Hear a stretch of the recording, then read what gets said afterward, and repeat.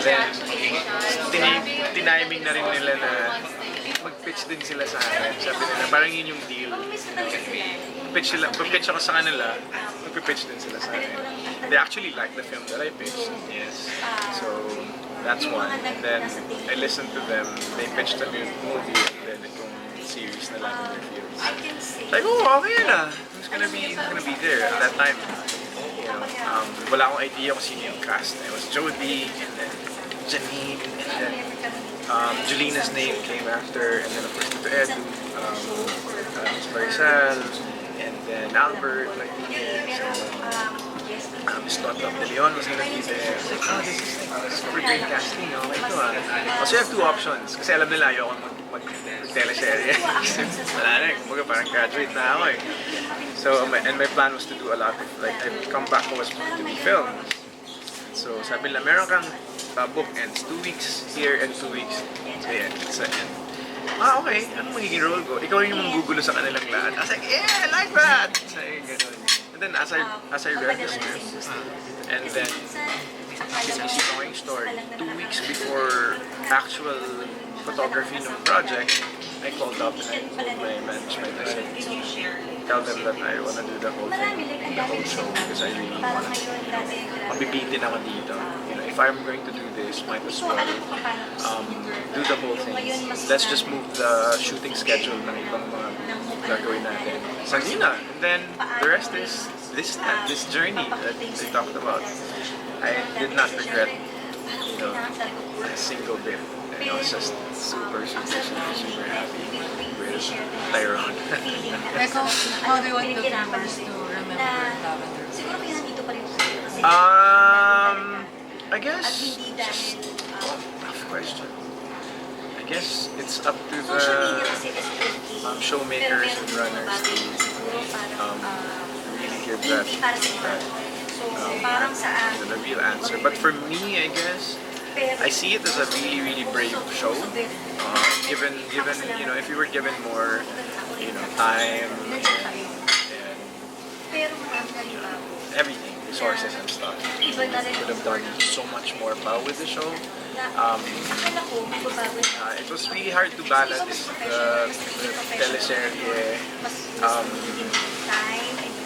the teleserye thing, whatever you call it, yung needs ng mga tao ngayon, especially their streaming and so kailangan mo i-balance na, okay, it's episodic siya, pero kailangan napupunok yung mga tao na, so it was really brave.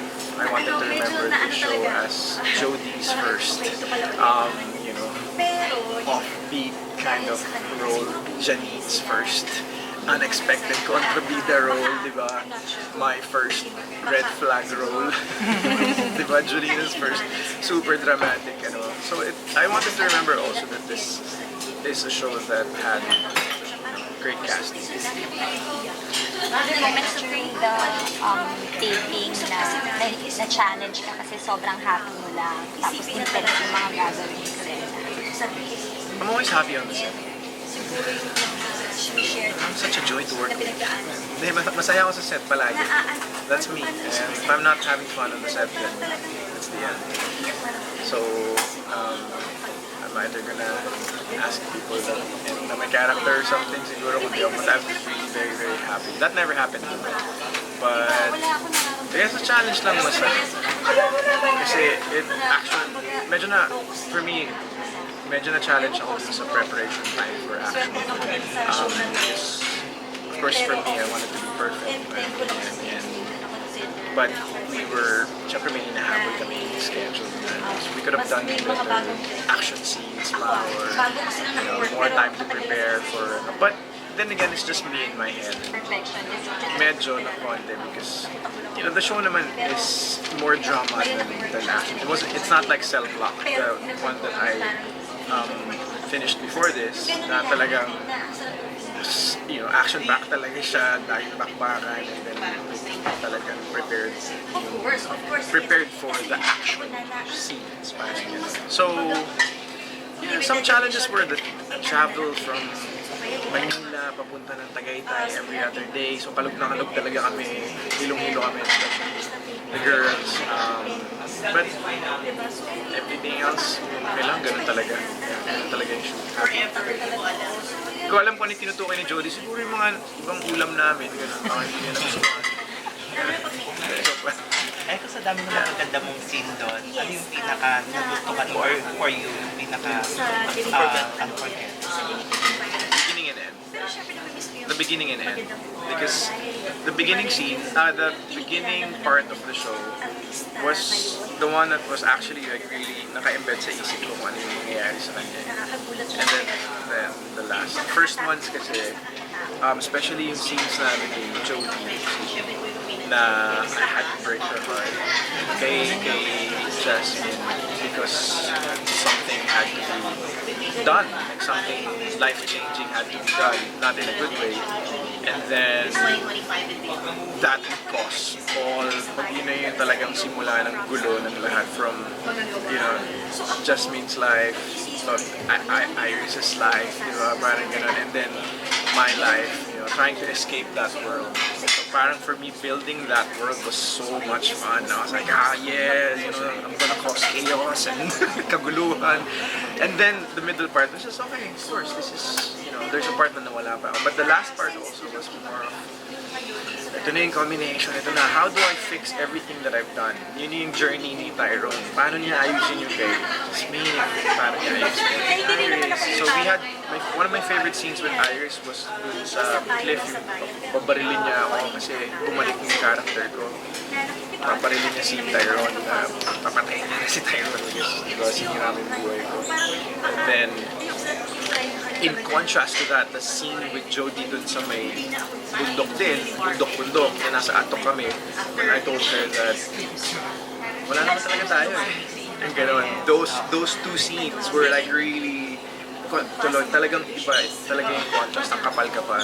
So, the end of the show is going to be, talaga, it will have height. So, in terms of energy and, you know, just, ito na yung kabuuan nun eh. Grabe yung scene na yun. Sorry. Follow up ko lang yun na. Since na-mention mo na yung scene na yun, Yeah.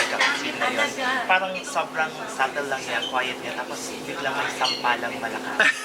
Pwede mo ba Hindi pwedeng mawala yung sampalan eh. Ganda yung attack. Yeah, I've received, marami na na-receive ng mga sampal sa mga career ko. Never ako masasanay sa sampal. I remember one of the memorable sampal ko was from Maha Salvador. As a dancer. I think the power came from the left leg. Hindi, kaliweta siya yung right leg. It traveled sa hips, nag-twist siya ng gano'n. And then nasa shoulder siya ng gano'n, na biglang With Angel. gano'n. Tapos na, sabi ko, she's gonna be my friend. Friends na kami. But si Jody is really a kind person. She's very maalaga. But you never get used to someone. Kasi you never know when it's going to come.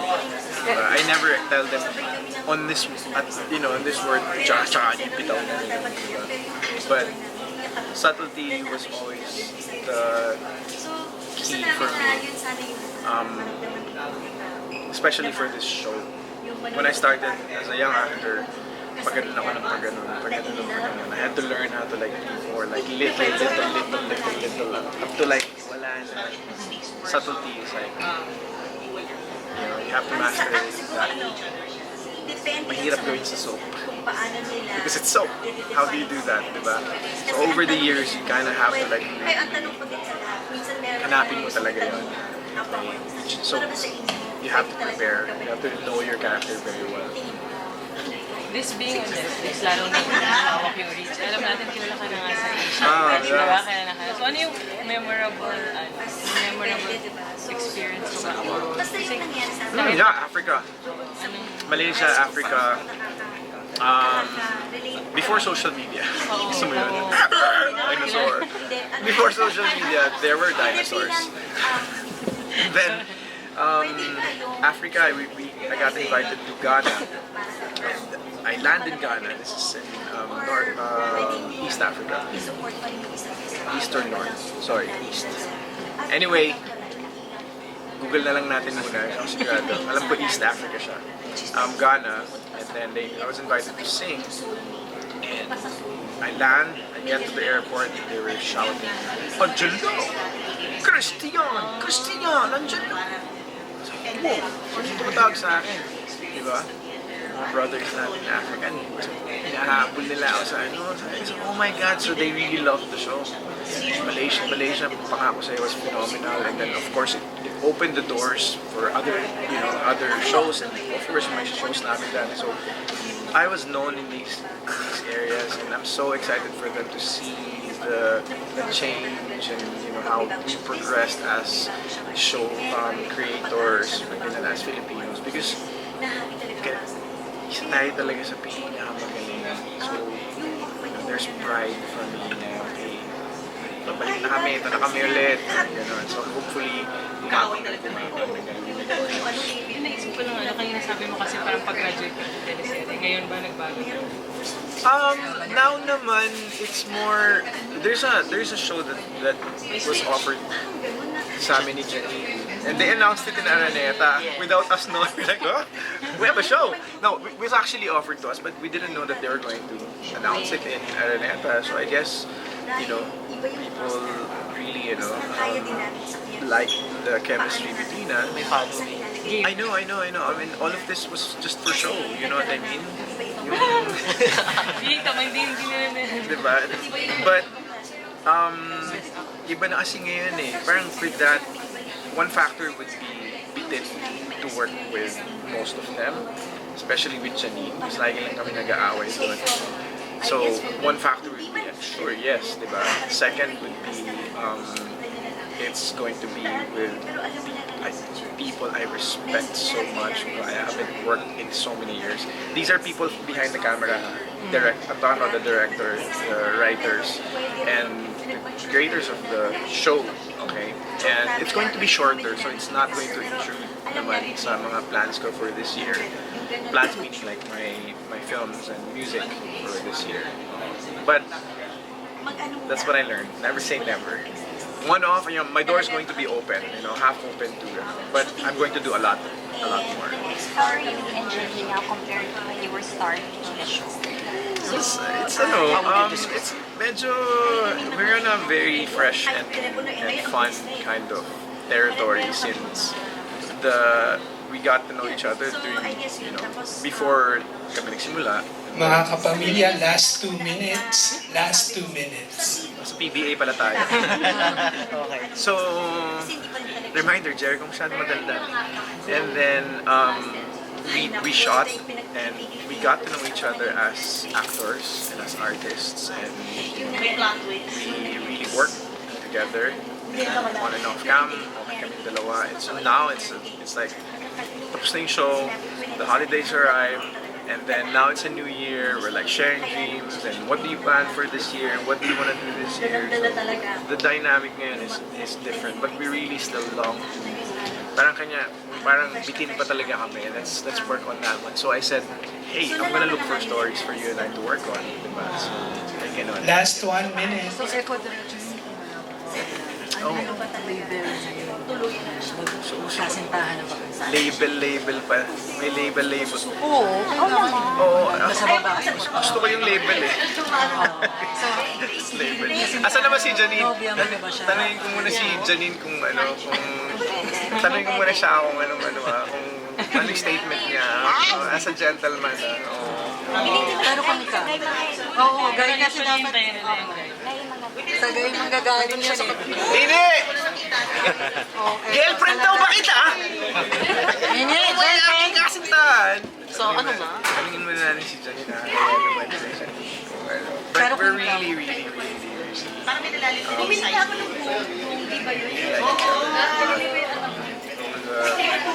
Okay, bago po no.